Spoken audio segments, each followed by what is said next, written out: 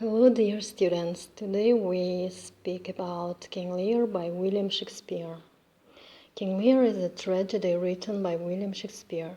It describes the story of a king falling into madness after he disposes of his kingdom, giving bequest to two of his three daughters based on their flattery of him, but not to the one who actually loves him, which brings tragic consequences for all in the end.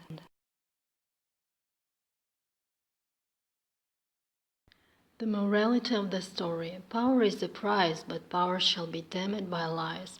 Power and lies brings destruction and war. Injustice never brings peace to anyone but evil.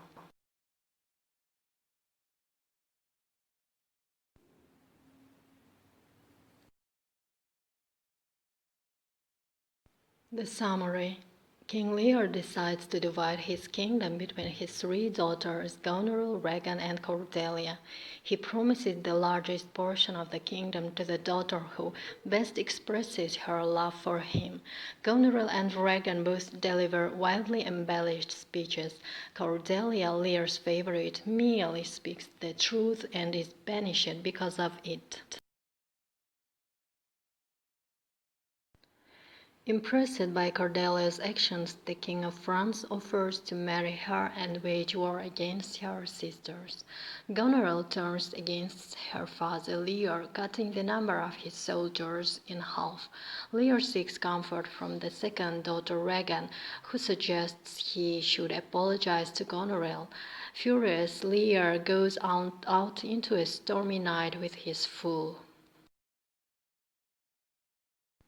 Lear and his companion take refuge with Tom o' Bedlam, really the Earl of Gloucester's son Edgar, who has been accused of plotting against his father.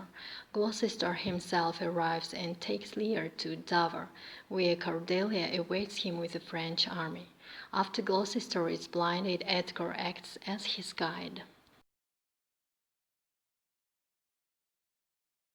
Gloucester's illegitimate son Edmund commands Britain's forces and defeats the French. He captures Cordelia and Lear, sentencing her to death by hanging.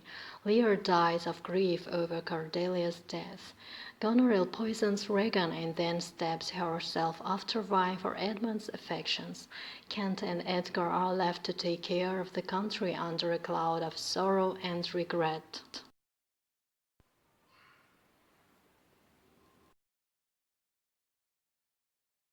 King Lear is a tragedy by William Shakespeare, considered being one of his greatest dramatic masterpieces.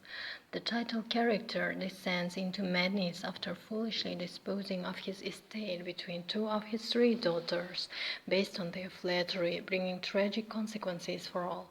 The tragedy of King Lear revolves around the imperfect relationship between father and child, due to misunderstanding and personal greed.